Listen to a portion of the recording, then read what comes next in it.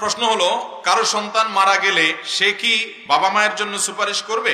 যদি কারোর সন্তান মারা যায়, ছোট বাচ্চা মারা যায়, নবী করিম সাল্লাল্লাহু আলাইহি সাল্লামের হাদিসের আলোকে তার জন্য দুটি সুসংবাদ আছে। কয়টি সুসংবাদ? দুটি সুসংবাদ আছে।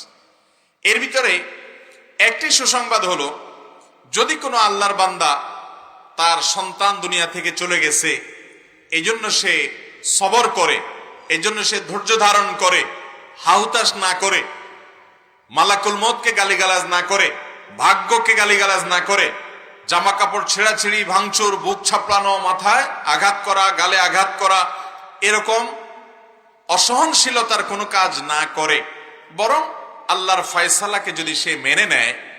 হাদিসে আসছে, আল্লাহ রাব্বুল আলামিন আল্লাহর ফেরেশতাকে জিজ্ঞেস করবেন, তোমরা আমার বান্দার কলিজার টুকরা নিয়ে এসেছো? সাহাবীরা বলল, হ্যাঁ আল্লাহ। সে তার ছেলেকে কলিজার মতো ভালোবাসতো, সে নিজের কলিজার টুকরার মতো মনে করত। আমরা তাকেই, হায়াত শেষ হয়েছে, আপনার নির্দেশে আমি নিয়ে এসেছি। আমরা আল্লাহ রাব্বুল আলামিন তখন ফেরেশতাদেরকে বলবেন যে, আমার বান্দার প্রাণাধিক প্রিয় তার সন্তানকে তোমরা নিয়ে এসেছো, তার কলিজার টুকরা তোমরা নিয়ে এসেছো, তার মৃত্যু হয়ে গেছে। সন্তান হারানোর পর আমার সন্তান, আমার বান্দার অবস্থান কি?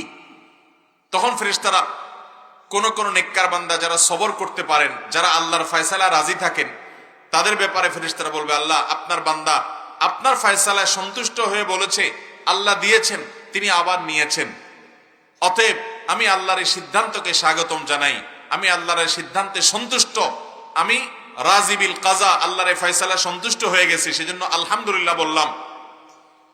এই কথা বান্দা বলেছে, আল্লাহ তখন বলবেন যে আমার বান্দা, আল্লাহ সবকিছু জানেন, তারপরও প্রমাণ করবার জন্য ফেরেশতাদেরকে বলবেন যে আমার বান্দা, তাকে এই বিপদ দিয়েছি, নিজের সন্তান হারা হওয়ার পরে চোখের পানি ফেলবে, এটা তো স্বাভাবিক। নবী সাল্লাল্লাহু আলাইহি সাল্লামের সন্তান, ছোট ছেলে যখন দুনিয়া থেকে চলে যায় শৈশবে, তখন তার চোখ দিয়ে পানি পড়েছে।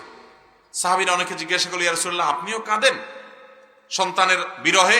নবী সাল্লাল্লাহু আলাইহি সাল্লাম বলেছেন, হ্যাঁ, এটা তো খুব স্বাভাবিক যে আপনজনের বিদায়ে মানুষের কষ্ট হবে, চোখের পানি আসবে, কিন্তু মানুষ বেসবর হবে না, মানুষ আল্লাহর প্রতি অধৈর্যশীল হয়ে কোনো কুফরি কালাম বলবে না, আল্লাহর ফয়সালাকে মেনে নিবে।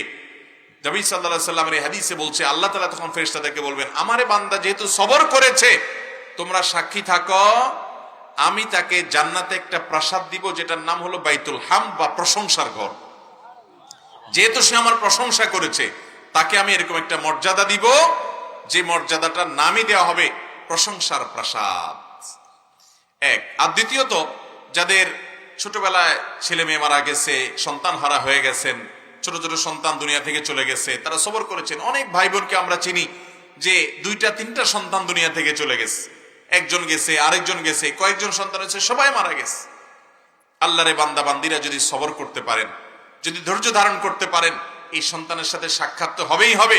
সেই সাথে নবী আলাইহিস সালামের হাদিস থেকে আমরা জানি যে এই সন্তান কিয়ামতের দিন তার এই বাবা মায়ের জন্য সুপারিশ করবে আল্লাহর কাছে। আল্লাহ তাআলা আমাদেরকে বিপদে ধৈর্য ধারণ করার তৌফিক দান করুন।